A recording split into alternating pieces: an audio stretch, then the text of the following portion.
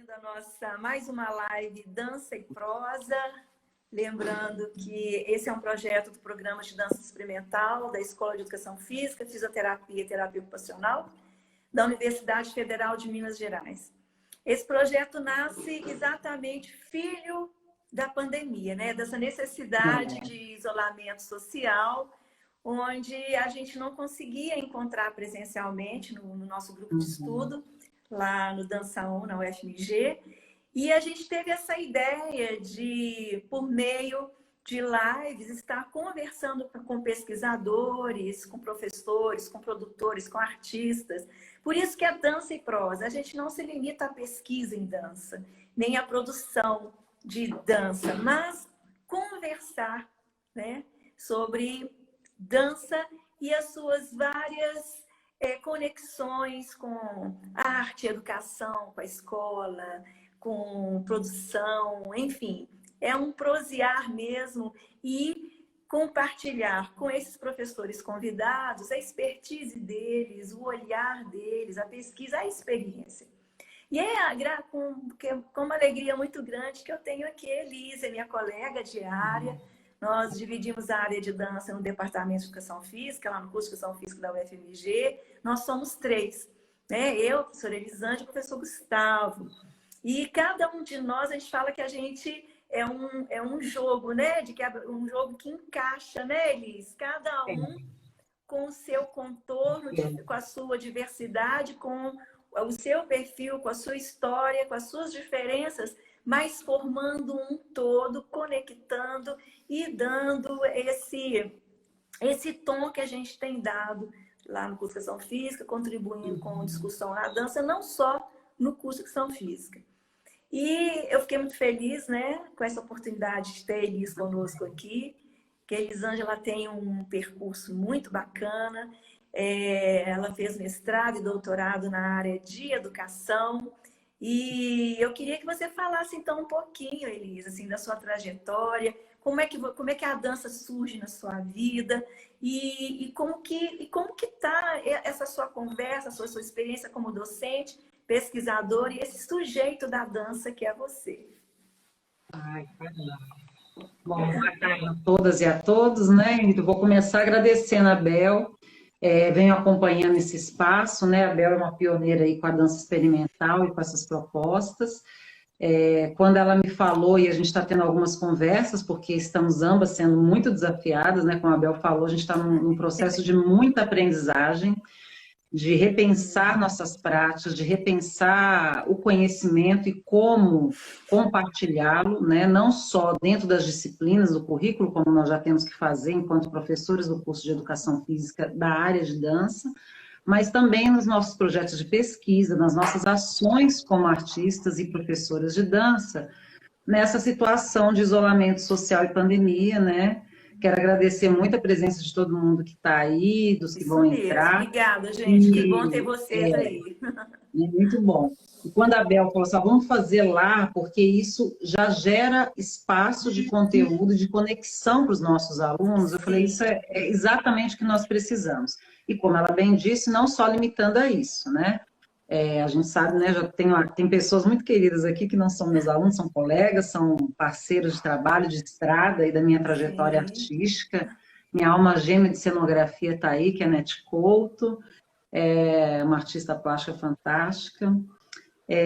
Mas nesse processo todo, como a Bel disse, eu venho da dança, no sentido de que o meu encontro com ela foi aos 6 anos de idade. E aí, no meu processo formativo, eu fui para a educação física, né, em Viçosa. Em Viçosa, eu tive um feliz encontro com a professora Maristela Moura, que no princípio não foi um feliz encontro, eu vinha com uma visão muito técnica, né, oriunda do balé clássico, do jazz, e até aí me apresentou a dança moderna, é uma especialista em Laban. No meu processo de formação na educação física, para além das várias áreas e conhecimentos que me impactaram, que me fizeram... que me seduziram pela área, a dança não saiu, pelo contrário, né? A dança se expandiu. E se expandiu através da dança moderna educacional, que eu fiz uma especialização lá com ela. Isso tudo antes de Viçosa deu curso de dança. Nós fomos parte do processo de criação desse curso de dança em Viçosa, no sentido de aprofundamentos no campo da dança, né? Então, eu fui, acho que, da primeira turma de especialização em dança moderna educacional lá. Depois disso, rumos da vida, eu fui parar lá em Montes Claros, me concursei na Unimontes, fiquei 15 anos lá como professora também de dança no curso de Educação Física, durante um período também no curso de teatro. Eu sou de São Paulo originalmente, mas eu mudei de lá muito novinha, com 16 anos, né? E quando eu cheguei em Montes Claros, na Unimontes, a gente começou um trabalho pioneiro com um grupo de dança Compassos, um grande abraço, também estou vendo que tem pessoas desse grupo que eu partilhei lá durante 15 anos, com vários professores e pessoas muito queridas, e que a gente trabalhou artisticamente, circulando com espetáculos, né, produzindo, e durante esse tempo eu fiz o meu mestrado e doutorado em educação aqui, mas também sempre pesquisando a dança na linha de história da educação. Então, para a gente falar um pouco já, né, vou tentar delinear um pouquinho dessa temática dança e educação, não é só pela lógica da pós, mas é porque essa relação da dança com a educação é algo que realmente surgiu para mim na minha trajetória a partir do encontro com a educação física, né? Porque foi a educação física que pedagogicamente me apresentou um outro olhar, outras perspectivas muito vinculadas a essa construção dentro do campo das ciências humanas e sociais, de pensar a dança para além da perspectiva da técnica, da formação do bailarino, né? Que era a trajetória que eu vinha até então. E aí, a partir desse encontro com a educação física, foi que eu passei a problematizar e a investir como área de estudo e pesquisa na minha vida, a dança e essas outras relações. Mas já naquela época, aí eu estou falando de 20 anos atrás, né, a perspectiva do ensino da dança na educação, e principalmente na escola, que foi o primeiro campo em que eu atuei como professora de educação física, minha primeira oportunidade de trabalho foi através da dança educação, né? Eu já me questionava o porquê da dança na escola não estar enriquecida com todo o conhecimento produzido e teorias e práticas que nós temos acumuladas e como que isso não estava lá. E foi aí que eu busquei um pouco a perspectiva de uma investigação histórica, né? Então, o meu mestrado, ele fala sobre a escolarização da dança. Eu faço um estudo aqui em Minas Gerais, trabalhando mais com os parâmetros legais e legislativos, de entender como é que a dança passa a fazer parte do currículo, que na época se chamavam programas, né? Programas educacionais, e como é que ele entra nessa seara, e que, por sinal, entra como parte dos exercícios físicos. A princípio, a gente não tinha, aí eu estou falando da virada do século 19 para o 20, princípio do século 20 até a década de 30, a gente ainda não tinha uma perspectiva de uma educação artística em si, não eram essas terminologias, nem essa organização das áreas de conhecimento dentro do espaço escolar. Era a época dos festivais, né, Elisângela? Os festivais de dança nas escolas. Eu cheguei até a pesquisar. Então, esse período é até um pouquinho antes disso, sabe, Bel? Porque não chegava a ser um festival, mas assim, muito focado na lógica da apresentação, né? A cultura escolar abrigando isso como algo relativo às festas, a uma demarcação de uma cultura diferenciada e muito voltado para as meninas, né? Sim. E aí eu vou só fazer um ganchinho para o doutorado, porque daí depois, quando a gente for falar mais da dança e educação, eu puxo esses links de construção, de pesquisa. E uma das questões que eu identifiquei aí era exatamente essa lógica, que também não é desconhecida para nós, de uma ideia de que a dança era um conteúdo, né, um conhecimento, que além de não estar independente ainda, infelizmente, ainda era conectado a essa questão de gênero, que era algo para se educar a menina. E aí no doutorado eu busquei não mais o espaço escolar, mas o espaço da primeira escola de dança aqui de Belo Horizonte, que foi o curso de dança Natália Lessa. Natália Lessa também não vinha de uma formação artística, vinha de uma formação pedagógica. Naquela época a gente também ainda não tinha uma formação superior muito específica, década de 20 ainda para professor de educação física, eram cursos, né? Algumas extensões da escola normal. Então, nesse processo, ela dava aulas de ginástica e ela começa esse curso de dança que era só para meninas, e por isso eu fui pesquisá-lo, entendendo essa lógica, buscando compreender o porquê de nós aqui no Brasil, especificamente no caso da minha pesquisa, né, uma pesquisa realizada aqui em Belo Horizonte, por que que essa dança era pensada somente para educar o corpo feminino e não o corpo masculino em si, né? E aí, nessa trajetória, após isso, eu vim para a UFMG, me tornei sua colega de trabalho aqui com o Gustavo, a gente compõe essa tríade aqui na Escola de Educação Física, Fisioterapia e Terapia Ocupacional.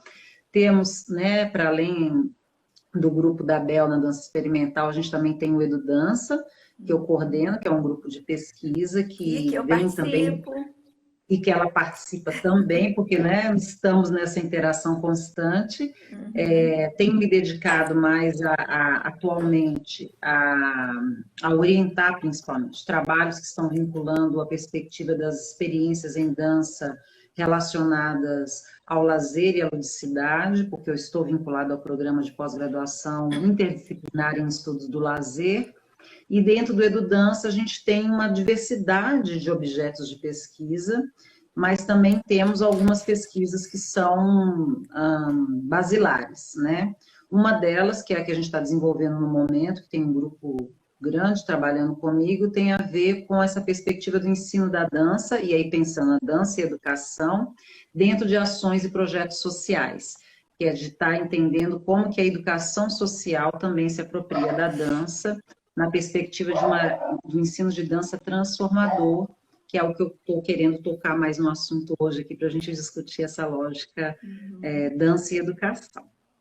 Aí já falei um tanto, Bel, você me orienta, que você sabe que eu sou prolixa. Não, eu acho que está super interessante, porque você está traçando a sua trajetória com as pesquisas e com o próprio processo histórico, né, dos últimos anos aí. Porque quando a gente olha para a dança, nesse olhar mais radiográfico, a gente vai ver que a pesquisa na área da dança é muito recente, né, Elis? Sim. Essa pesquisa no sentido acadêmico, porque quando a gente olha para trás, a pesquisa sempre existiu. Um espetáculo de dança, para ele se conformar, ele parte de uma pesquisa, né? Uma pesquisa de tema, figurino, música, trilha sonora, movimento. Ele é uma pesquisa. Mas é uma pesquisa que no meio acadêmico não é nem... Há bem pouco tempo atrás, nem era visto como pesquisa, né? Sim.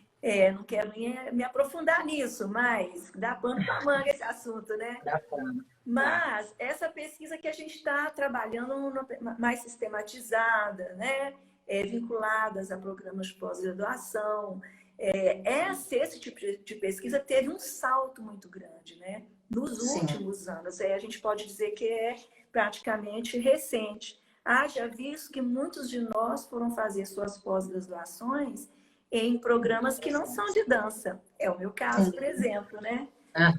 E hoje a gente conversa, a gente conecta, a gente vem tentando fortalecer e dar esse alicerce para um futuro, né? Para os nossos alunos e até para a gente mesmo.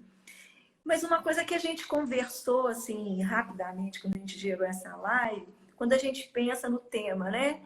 Dança e educação, são perspectivas não restritas à escola, né, Elis? Sim. Não restritas ao curso de educação física, nem a licenciaturas, vamos dizer assim. Como é que as pesquisas que você tem feito, o seu olhar... Como é que você vê essa conexão hoje, né, da dança, desses grandes conceitos, desses grandes burros, vamos dizer assim, dança e educação? Que conexão você consegue ver a partir das pesquisas que você tem feito e realizado? Antes, vou fazer só um ganchinho antes por uma coisa que você estava falando, né? Que eu acho que é fundamental a gente abordar, que é essa coisa do produzir conhecimento no campo e dentro da esfera da universidade, do meio acadêmico científico, é que a gente precisa registrar que, com certeza, é um avanço para a área da dança nesse país a gente ter ampliado o número de cursos de dança, que eram muito poucos, né? Então, a gente tem aí essa emancipação, né? O primeiro curso de dança foi em 56, na Bahia. Nós ficamos muitos anos com pouquíssimos cursos, né? Teve a Unicamp, alguns particulares. E aí, acho que nos últimos 15 anos, né, Bel, 10 para 15 anos, a gente também tem essa expansão, o que auxilia a entrada dessa temática como área de conhecimento independente, que é, e que nós nos apropriamos de diferentes formas, como acontece com a nossa relação na educação física. Existe uma formação no campo da educação física e essa conversa, esse diálogo com a dança, que, por sinal, eu hei de ser sempre defensora, porque isso não é uma lógica de disputa de conhecimento, mas é de complementação. Eu acho que a formação na educação física, ela carece dessa sensibilização que a dança, enquanto área artística, promove e possibilita, né? E acho que é fundamental que a gente tenha cada vez mais dança, né? Em diferentes perspectivas, né? Em diferentes áreas, dada a complexidade e a quantidade de conhecimentos e acúmulos de possibilidades que nós temos construído na contemporaneidade. Sim. E aí, dentro dessa construção, quando você fala assim, né, Bel, não está restrito à escola, eu acho que é fundamental que a gente perceba isso, e em parte é o que eu tenho dedicado também, né? De pensar que quando a gente relaciona a dança com a educação não vai se dar só no espaço escolar. Que bom que ela se dá lá e espero que ela melhore e se amplie cada vez mais nesse espaço escolar, tanto sendo um tema, um conteúdo abordado pela educação física dentro da visão da cultura corporal, quanto enquanto área artística dentro das artes, né, com as outras especificidades, né, com as outras manifestações artísticas, da música, das artes visuais, cinema e etc. Eu acho que mais dança, somos suspeitas para falar, mas mais dança é sempre melhor, né? Pensar nesse campo da educação de forma ampliada é pensar o quanto que a dança se materializa no cotidiano enquanto um fenômeno sociocultural. Um fenômeno que se manifesta em todos os povos identificados no planeta até hoje, que se manifesta com diferentes sentidos e significados, com diferentes funções, inclusive. Então, a gente sai desde uma perspectiva da dança ligada a rituais, misticismo, manifestações culturais próprias de identidade cultural, vinculadas à religiosidade, vinculada às nossas práticas de lazer, a jogos populares, às festividades, mas também vinculada a um processo de aquisição de conhecimento, que funciona tanto intrínseca quanto extrinsecamente, né? Ele circula desde o conhecimento, do meu autoconhecimento, da percepção do meu corpo e das possibilidades, até a apropriação de outras formas, técnicas e modelos, né? E esse processo, a gente entende ele como educacional, porque ele não só se organiza de forma complexa, mas também de forma objetiva, né? O corpo dançante é um corpo que dança para alguma, ele tem uma objetividade. Eu posso dançar para louvar, eu posso dançar para me condicionar, eu posso dançar para festejar, eu posso dançar para me apresentar, para me comunicar. E essa diversidade e multiplicidade de possibilidades, ela vai fazer parte de uma construção que nos transforma, né? E aí eu queria me referenciar um pouquinho, assim, muito assim, muito levemente, a Paulo Freire, que é não só pela máxima dele como um educador, mas porque Paulo Freire vai falar exatamente dessa perspectiva de que a educação é uma ação humana que transforma, né? E a dança-educação é uma ação que transforma, porque ela vai partir de um princípio fundamental para nós, que é a nossa capacidade criativa, né? Então, quando a gente pensa numa dança-educação, a gente não está pensando numa dança fundada na mímese.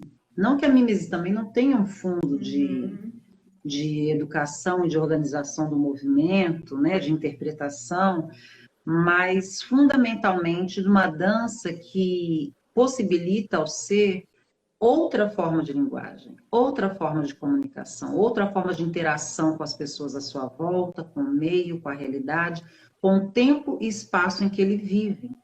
E essa relação que transforma, né, e que é capaz de criar, ela se torna uma forma de estar e de se fazer presente no mundo, né? É uma voz, né? É como É você uma dar voz. voz, ter uma voz. É. Porque o movimento vai ser comunicação e linguagem, né? Com sentido e com significado. Sim. Tanto isso é forte que quando a gente fala, né, de um termo que está até muito gasto, que é a da cultura de massa, por exemplo, e a gente pensa naquelas danças que a gente faz quando a gente está lá pulando carnaval, que está todo mundo dançando a mesma coisa, a gente fala assim, nossa, a massa está extasiada e a massa fala quase a mesma coisa, né? É, porque a gente está literalmente reproduzindo algum modelo, mas a dança educação, ela não vai estar nesse nicho, ela vai estar no nicho em que a dança vai para além dessa reprodução, para além dessa mímese, que também faz parte do nosso cenário de produções culturais, principalmente as atuais, né? Quanto mais televisivos e comunicativos por outras mídias nós ficamos, mais esse leque de possibilidades nos abre, né? Então, se antes a gente pesquisava uma ideia de uma dança folclórica do outro lado do mundo por um texto, agora eu consigo ver imagem, figurino, consigo ver algo muito bem pesquisado, como eu consigo ver uma reprodução, uma criação, como o Gustavo trabalha, né, uma tradução da tradição totalmente diferenciada. Nós temos muito mais possibilidades de comunicação, e aí eu queria abrir um parêntese para essa perspectiva das novas tecnologias, não sei nem se a gente fala novo mais, mas assim, porque agora eu acho que os desafios estão postos, né? A gente estava falando antes que o celular é o segmento do corpo, né? Agora eu já não sei se é o celular, se é o computador, se é a nuvem, né? Estamos em tudo. Mas pensar que esses fenômenos eles vão sendo ressignificados, e ao serem ressignificados, eles tomam novos sentidos, e esse processo, ele compõe todo um arcabouço, não só de identidade do sujeito, mas também de autonomia, de reconhecimento de si, do seu lugar no mundo, de sua comunidade. Então, por exemplo, a pesquisa que nós estamos desenvolvendo sobre o ensino de danças em projetos sociais. Os projetos sociais tendem a atender comunidades, eles tendem a ter uma organização e objetivos claros perante uma situação X, né? Essa situação X, ela parte do princípio de que a dança é algo que vai contribuir para o desenvolvimento daquelas crianças ou jovens ou idosos, né? Que ela vai trazer algum tipo de benefício para a existência desse sujeito, que tem muito a ver não só com a perspectiva lá que eu falei do Paulo Freire, de uma transformação do ser durante o seu processo de existência, mas também da emancipação e da transcendência da sua sensibilidade perante o mundo real no qual ele está habitando. E aí, Bel, não perdendo de foco o que nós estamos vivendo, né? Olha como que a gente está intensamente, através das mídias sociais, vivendo a dança, né? A quantidade de produções que estão sendo colocadas, desde a aula, a espetáculo, a brincadeiras, a jogos, como que essa corporeidade dançante tem sido um caminho para que as pessoas consigam reduzir as angústias, as dificuldades do isolamento social. E aí, se a gente for pensar antropologicamente, a gente vai voltar lá nessa lógica de que a dança está no nosso cerne de produção cultural, né? Não só ela. Você né? falou, por exemplo, que a educação transforma, né? Se a gente pensa no transformar, ou no sentido de você sai de um lugar e vai para o outro, né? Uhum. No sentido do impacto do estranhamento que esse conteúdo traz. Se a gente olhar para trás, você está falando assim, para uma perspectiva antropológica, sociológica, a gente vai ver que a dança sempre teve essa característica, né? Esse lugar de educação, só que nunca se pensou assim, né? Não, a dança, nós vamos colocar, a gente conversou isso na aula, duas lives passadas com a professora Keila Barros, que muitas famílias, mães colocam as filhas numa aula de dança para que o corpo dela seja domesticado, né? Docilizado. E, quer dizer, então você tem essa transformação de várias maneiras, né?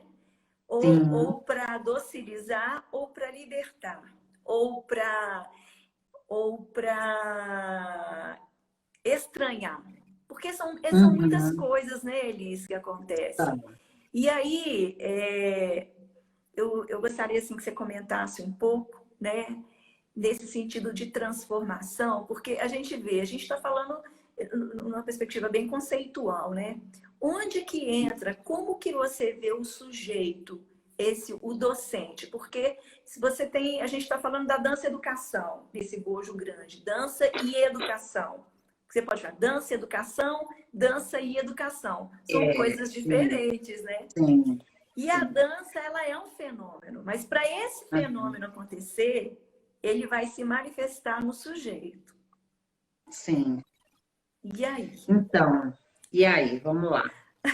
Vamos falar do sujeito. Eu fico preocupada porque, assim, é pouco tempo e muita coisa, Uhum. né? Mas é isso, é prosa, né, Bel? Vamos ter Prosa, uma é. prosa. Primeiro que eu acho assim, eu toquei nesse assunto, mas é muito bom que a gente reforce, né, Bel? Há uma relação de tempo e espaço muito fundamental para nós, né? Quando a gente pensa no movimento, quando a gente pensa que sujeito é esse. Então, quando você cita, por exemplo, a questão da menina, né? Dessa tradição cultural que nós temos aqui no Brasil e em vários outros lugares do mundo, de que a dança vai educar no feminino, né? A docilizar, né?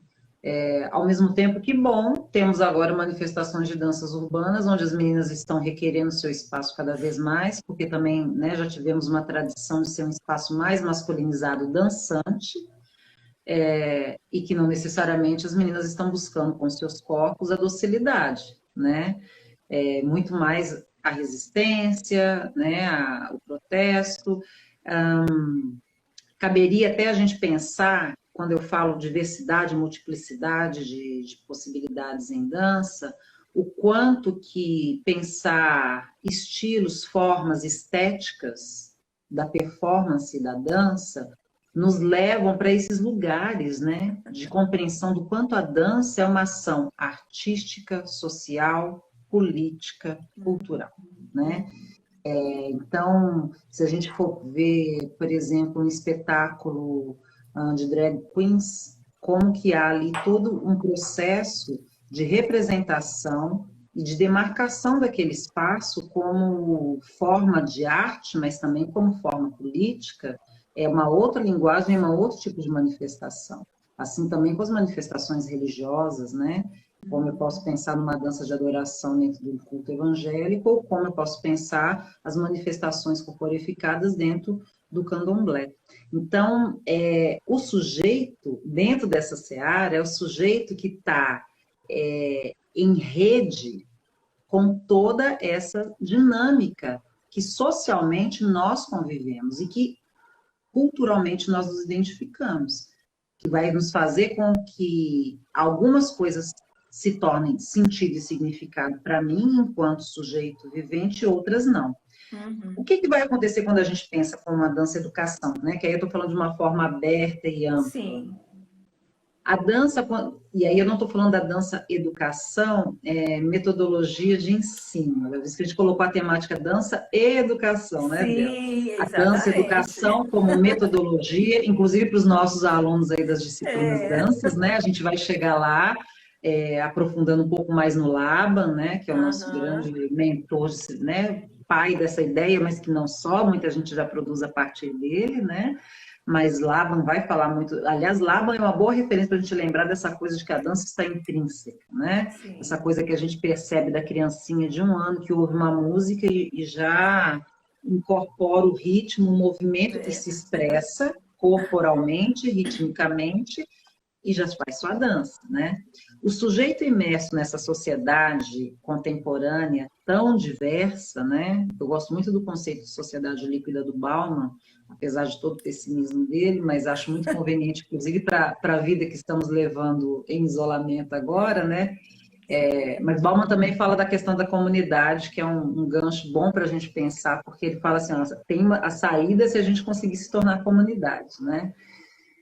Dentro dessa lógica, o sujeito imerso nesse campo, ele vai fazer escolhas, mas ele também vai fazer escolhas de acordo com os acessos que ele vai ter. E aí vem uma perspectiva importante da gente pensar dança e educação, que é a possibilidade de dar acesso ao sujeito a essas informações diversas, né? Eu não tenho como compreender, eu não tenho como evoluir pensamentos, eu não tenho como emancipar formas de vida se eu não tenho acesso ao conhecimento, né? E quando a gente pensa essa relação dança e educação, ela está muito conectada a essa perspectiva de uma acessibilidade a essas propostas. Então, quando a gente está lá pensando nos projetos sociais, a maior parte deles parte desse princípio de uma educação social que dê um acesso, que chegue a um jovem que está numa situação de desfavorecimento econômico, desfavorecimento de circulação na cidade, né? Cidades que são distantes, que estão longe, e esse jovem, ele passa a ter acesso a um tipo de conhecimento. E a gente que trabalha né, na área, Bel, e tantos colegas nossos que estão aí nos assistindo, sabem bem disso, quantas pessoas, depois desse primeiro contato, buscam o segundo, terceiro, quarto, e começam com a dança e vão achar música, e começam com a dança e vão achar o cinema, e começam com a dança e vão achar a educação física.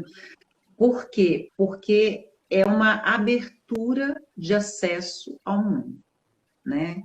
É uma outra abertura. É lógico, né? Dizem que nós da dança somos muito apaixonados, encantados. Outro dia eu mandei um texto para um colega e ele falou assim, mas não é só a dança, né? Eu falei, tudo bem, não é só a dança, mas já que eu sou da dança, eu vou falar dela, né? Mas é porque a dança, ela tem esse aspecto intramultidisciplinar, né? Transdisciplinar. E transdisciplinar. Você não consegue isolar a dança num canto. Não tem jeito, né? Não. Ela vai dialogar você sabe que eu ouvi, né? Já que é prosa, das últimas vezes que eu assisti um espetáculo, eu fui com uma pessoa que não é da área, e ela falou assim, mas esse espetáculo era de dança? Eu achei que era mais teatro, e tinha muita performance, eu achei que não era bem isso, né? Eu acho que as vertentes da dança contemporânea cada vez mais caminham para isso, né, Bel? Uhum. Essa lógica de que as coisas estão interligadas, né? A performance, ela vai estar cada vez mais interligada, e eu acho que isso é um indício de como que o processo de humanização necessário para a vida que temos atualmente, ele vai fazendo uma contraposição, sabe? Essa coisa de uma tensão. Tem horas que eu tenho uma sensação assim, quanto mais a tecnologia avança e nos faz necessária, porque eu acho que, né, isso é dado, ainda bem que tem internet, né? Quem estava reclamando antes está salvo por ela agora. Imagina a gente nesse isolamento sem ter essas possibilidades, né? Então, quanto mais isso avança, mais nós nos buscamos também, né? Eu acho que a gente tem sensibilidades outras hoje, né? Então, a gente começou falando um pouquinho nesse bloco, assim, porque a gente tem uma lógica de que a mulher é sensível e vai buscar a dança. Olha como a gente vem mudando um pouco esse quadro, né? A gente tem pouca pesquisa até sobre essa lógica dança e gênero, mas eu também tenho orientado alguns trabalhos nessa perspectiva. Os homens têm dançado mais, né?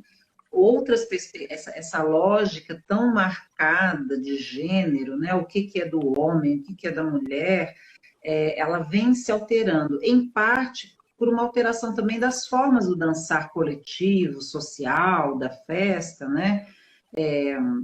Mas também por um outro olhar e ressignificação desses olhares, né? Como está acontecendo, né, os questionamentos na dança de salão, de quem conduz ou quem é conduzido, né? Isso já não é uma regra mais, de que é o homem que tem que conduzir, não necessariamente, isso pode ser trocado, e são pensamentos contemporâneos que vão fazer parte desse contexto multi-interdisciplinar, porque a sociedade se altera e a dança se altera junto e provocando, como todas as artes, né?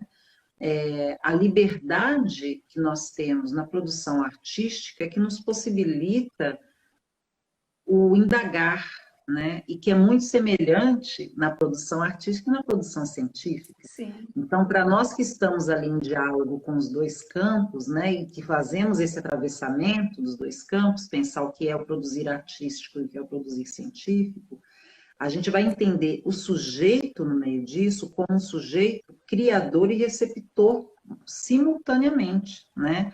Porque nós não só produzimos cultura, como somos produzidos por ela, porque reproduzimos formas também, né? Por isso que eu gosto de frisar essa relação que eu falei no começo, de que somos sujeitos de um tempo e de um espaço, né? Nós estamos vivendo, 2020 vai ficar em nossas vidas como um tempo em que nós tivemos que buscar outros caminhos e outras formas, né?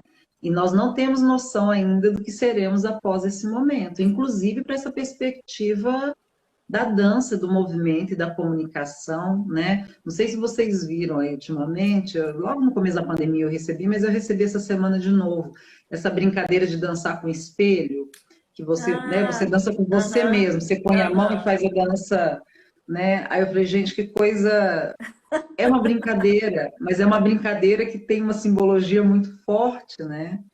Porque ao não ter o outro, eu crio um outro que sou eu próprio. Então, sim, filosoficamente, a gente podia ficar muito tempo trabalhando com essa figura, mas assim, são essas outras saídas e essas perspectivas que fazem com que a dança nos mova e nos possibilite diferentes interfaces educacionais, né? Que vão desde a sensibilidade do sujeito com ele próprio, do seu autoconhecimento, da sua percepção corporal, né?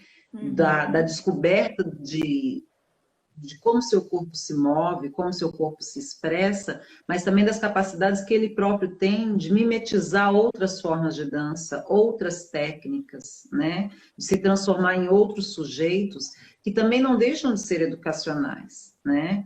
Elas se limitam quando elas se tornam somente isso, né? Porque daí elas caem naquela perspectiva de uma palavra, vou usar uma palavra vulgar, que é o adestramento, né? Eu só imito aquele outro. Mas quando eu entendo o sentido e o significado, qual que é a representação, o que esse gesto está naquele momento para um povo, num outro contexto, no momento, eu já estou num processo educacional de compreender uma outra realidade, de um outro tempo, e que eu posso ressignificar para o meu, né? E que vai ter a ver com um assunto que você adora e que discute muito mais do que eu, que é essa compreensão de que é uma linguagem, sim, né? Nós vamos ter a dança como uma das formas de nos comunicar.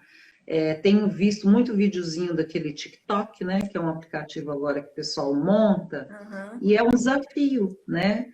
É um desafio de reprodução, de mímese que as pessoas têm, mas que elas ficam trabalhando e descobrindo no seu corpo onde que aquele movimento vai ser, qual que é o tempo dele, como é que ele vai fazer.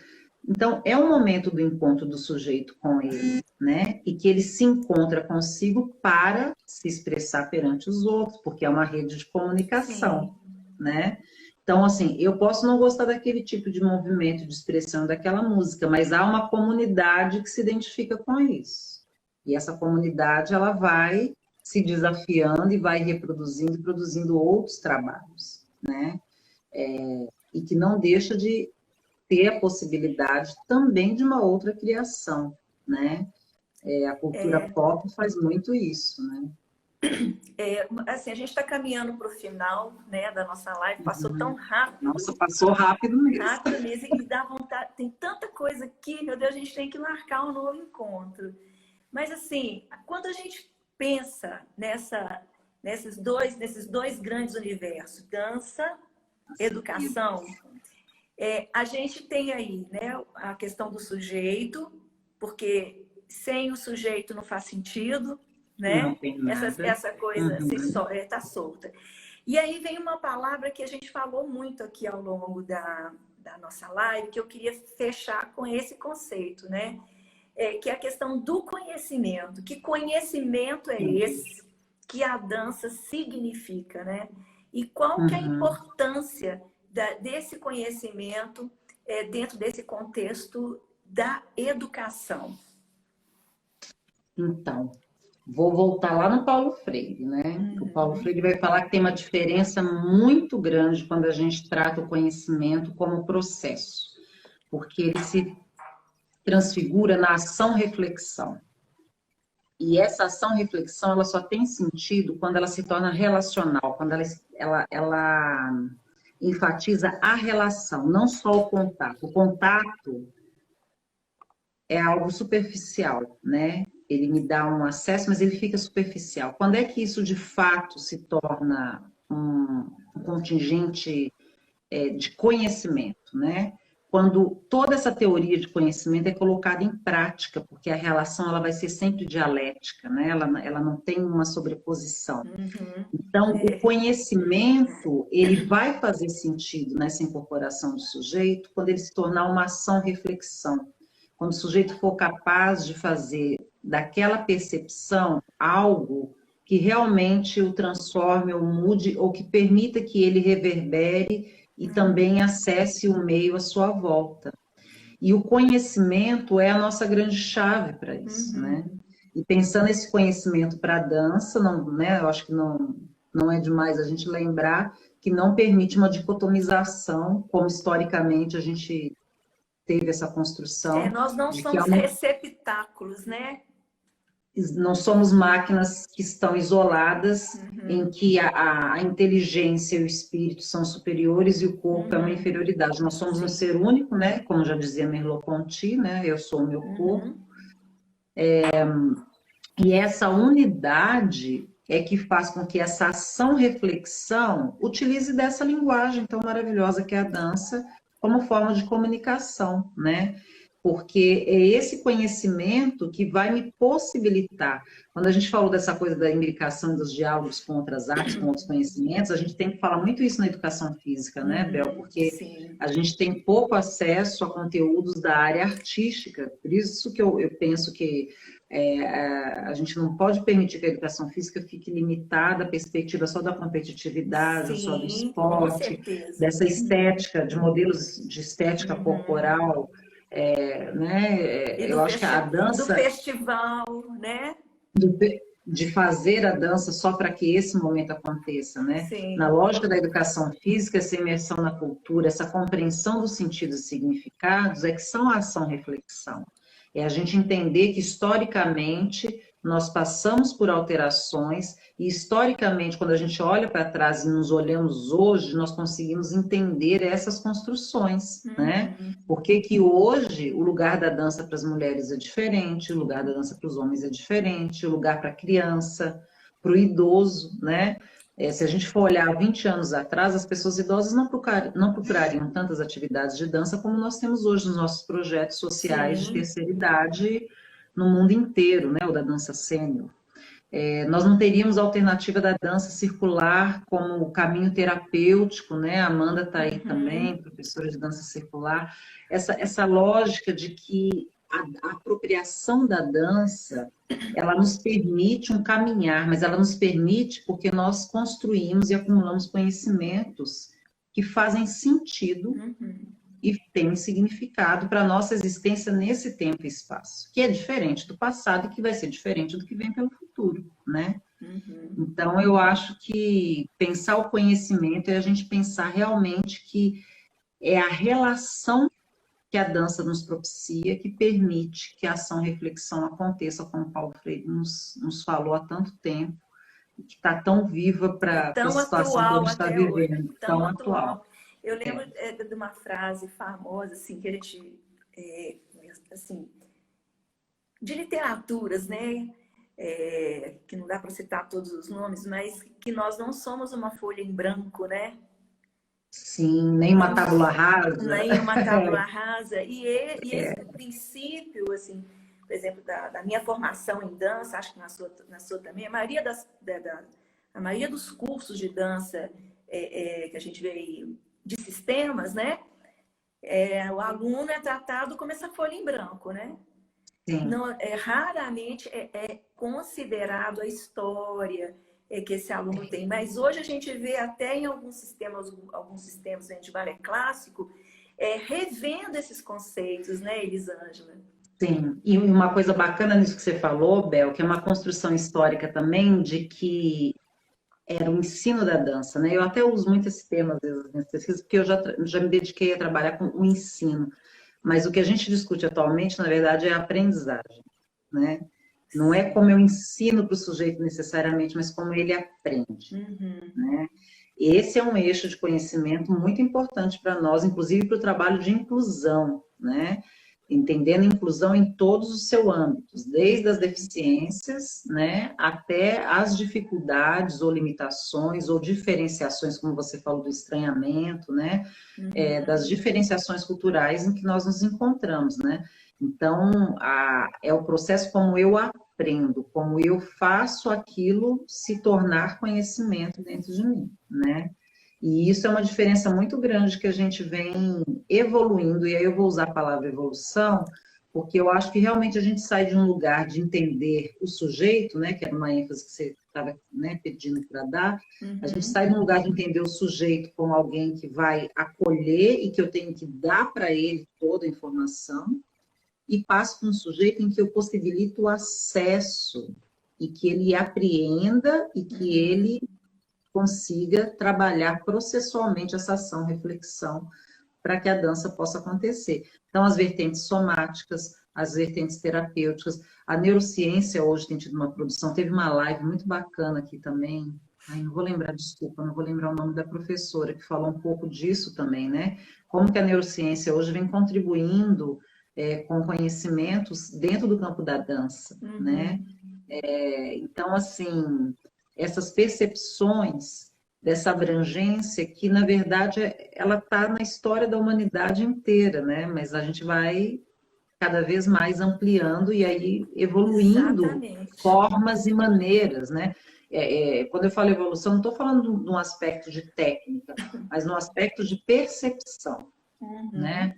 Como que nós, voltei no Merleau-Ponty de novo, mas essa percepção de um todo que nos permite ampliar, transcender, né? Encontrar outras formas. E até repensar, ressignificar a questão da técnica, né? Quer dizer, também para dançar, aí vem os julgamentos. Fulano não tem técnica, ele pode não ter a técnica do balé clássico.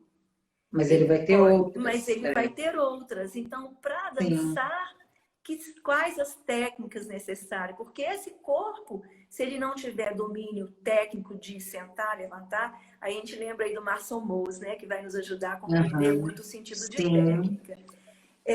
Muita coisa, né, Elis, que tem que repensar. E nós estamos encerrando, a gente está falando a questão do sujeito, só para a gente pegar essa coisa, esse veio aí que eu tentei, assim, que a gente está tentando dar, que dentro do sujeito você tem quem ensina e quem aprende, né? E o impacto que, quando a gente pensa na dança como conhecimento e nessa transformação social que a gente tem detectado e percebido ao longo da história, como que isso vai se movendo, né? Quer dizer, o próprio lugar do professor, daquele que vai ensinar, repensar, né? Quer dizer, o impacto disso, ele move toda a estrutura, né? Sim. Move e não só move e alterna. Uma coisa que a gente não falou muito aqui, mas você foi falando, me veio à cabeça, né? Os corpos que dançam, né? Quando a gente fala de inclusão, a gente está falando, inclusive, dessa perspectiva, né? De uma dança que não tem que ter restrições à estética corporal, ao biotipo, à cor, ao sexo. A perspectiva do conhecimento e dessa compreensão de que dança é um processo de relação com o mundo, ela vai abrir espaço para todo esse acolhimento, né?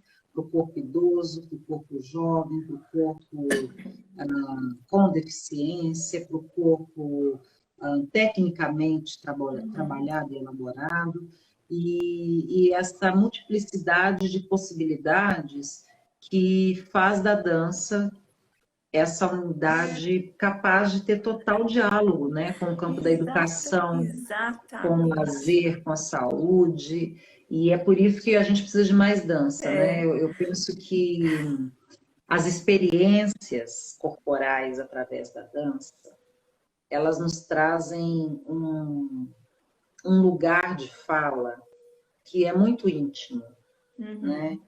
E que seria muito bom que amplamente, socialmente, as pessoas pudessem se apropriar disso, né? Eu acho que a gente teria uma outra harmonia social. Exatamente, porque a dança ela não exclui ninguém. O sujeito é que exclui, né? O sujeito é que exclui ou inclui.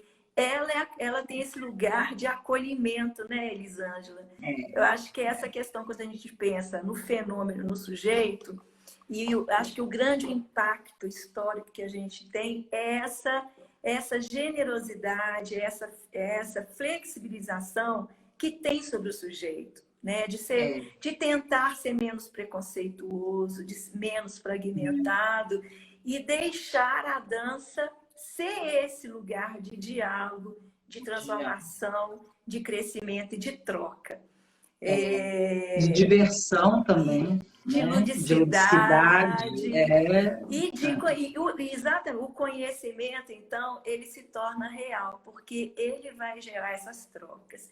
Gente, eu queria, antes que a gente está terminando aqui, primeiro agradecer a Elisângela de ter aceitado, né, de estar conversando com a gente aqui. Tem gente pedindo para a gente prolongar, mas não dá, gente, porque a gente tem compromissos, né? Agradecer, que bom ver nossos alunos aí. A gente está aproveitando, né, nós incluímos essas lives também como carga horária, né, nas nossas disciplinas. Sim. Esperamos que os nossos alunos venham. Essas lives que o pessoal está perguntando, elas vão estar editadas e gravadas e publicadas no YouTube, no canal do Dança Experimental, e também aqui no Instagram. Então, revisitem. E eu queria aqui agradecer a Elisângela e pedir para a Elisângela deixar as últimas palavras aqui. Tá joia. Não, eu que agradeço, adorei participar. E assim, gente, hoje não dá para continuar, mas assim, a Bel vai continuar com esse processo e a gente tem outros momentos e podemos voltar em outros assuntos. Vou aproveitar também, Bel, para divulgar, a gente também tem o canal agora do EduDança, a gente também vai entrar, inclusive a Bel vai participar. Bel, eu sei que o convite não chegou ainda, mas vai chegar. A gente lançou um livro ano passado, esqueci de pegá-lo. Mas, assim, a gente vai fazer uma série de lives também com os autores desse livro, falando um pouco sobre o artigo e sobre essa problematização e os objetos de pesquisa em dança. É um livro que discute a dança, a arte, lazer e educação. Então, nós temos 3 blocos de obras. A Abel tem um texto, né, inclusive, nessa obra. E a gente vai estar fazendo isso também, vai estar divulgando, então fiquem atentos. E em outubro, a gente faz o Fórum do EduDança, que vai ser a temática da dança na pandemia. Nós vamos estar trazendo uma série de pessoas que estão nessa lógica de trabalho mesmo, né? Professores de escolas, artistas, professores de escola de dança, de escolas formais, e vamos tematizar essa perspectiva da aprendizagem de dança durante a pandemia.